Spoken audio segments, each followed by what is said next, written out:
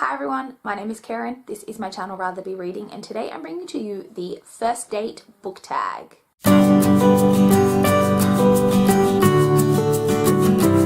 The first date book tag was created by Kate's Book Date, and I was tagged by Mel over at That Girl Bookworm, so thanks so much Mel. I will leave a link to both of their channels, linked down below in the description box for you guys to check out. Let's jump straight in and answer all of these tag questions. Question number 1, The Awkward First Date. A book that felt off for you. It wasn't a bad book, but it just lacked that spark. So for this one, I've decided to go with We Were Liars by E. Lockhart. So this was a very, very popular book at one point on BookTube, but it was getting really mixed reviews. People seem to either really love it or really hate it. I read it and I didn't really love or hate it. I gave this a 3-star review, I believe, and it was just that book, like, I enjoyed it, but I just didn't love it. And I think one of the things, if I recall, was that I found this book to be extremely whiny. I found the issues that the characters were going through very hard to relate to, because it was real, like, rich people problems, if you get what I mean. Like, and I found that really hard to relate to, and I say it was okay. I enjoyed it, but it wasn't great. And yeah, I gave it 3 stars, I believe. Question number 2 is The Cheap First Date, a book that turned out less than you expected. So for this one, I have gone with Horror Store by Grady Hendrix.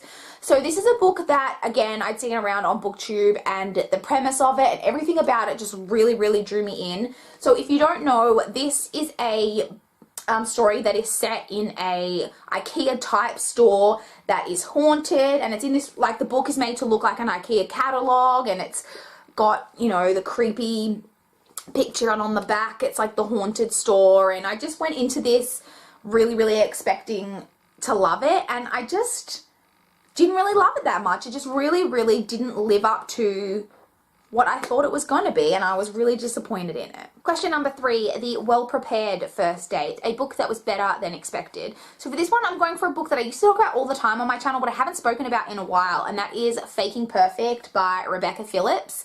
So this is a book that I was originally approved for and read from NetGalley, and I ended up purchasing my own copy because I did really, really enjoy it. So this is a young adult, bordering maybe on a, like, slightly new adult, but it is, I believe, considered to be a young adult story about a girl who is in a sexual relationship with a boy from her school, and she has a unrequited crush on one of her male friends. And it sounds like kind of a typical young adult story, but I found this to just be, I just really, really loved this book. It had some really great messages, and I thought it had a very healthy portrayal of female sexuality, basically. And, you know, she's in a sexual relationship, and it's not one of these stories where the main character is obviously extremely virginalized and all of those things. And I just really, really enjoyed this. And when I went into it, I just expected it to be your typical kind of fluffy contemporary, and I just think that this is so much more than that. Question number 4, Hot But Dumb, a pretty book that's not so hot on the inside. So for this one, I actually went through all of the books that I'd read in the last couple of years that I'd given a low rating to, and picked out the one that I personally thought had the prettiest cover. And for me, that was We Could Be Beautiful by Swan Huntley. So this was a psychological thriller that I was really excited for. I believe I talked about this in one of my marked as to read videos, and then it was available, I think, on audio. I think I listened to this on audio, and I was really excited to get to read it because I'd been really excited about the premise, and I just really love psychological thrillers, and I just didn't really like this. I believe I gave it 2 stars, but it did have such a pretty cover. Question number 5, Blind Date, a book that you picked up not knowing anything about it. For me, this was really, really easy. I've gone with Sweet Damage by Rebecca James.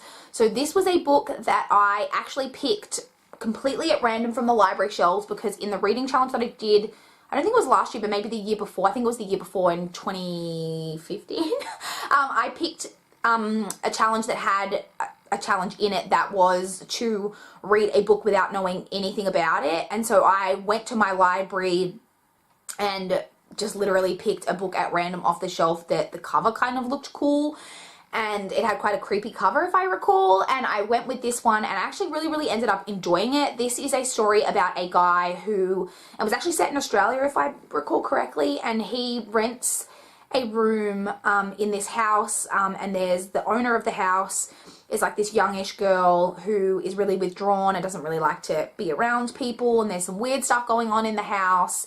It sounds like your kind of typical kind of story, but I actually really enjoyed it. I believe I gave this like a 4-star rating, so for me this blind date worked out really well.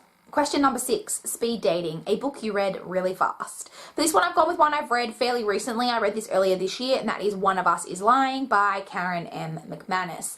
So this is a book that I received off NetGalley. It is a young adult mystery story about 6 students who are all in, sorry, is it 6 or 5?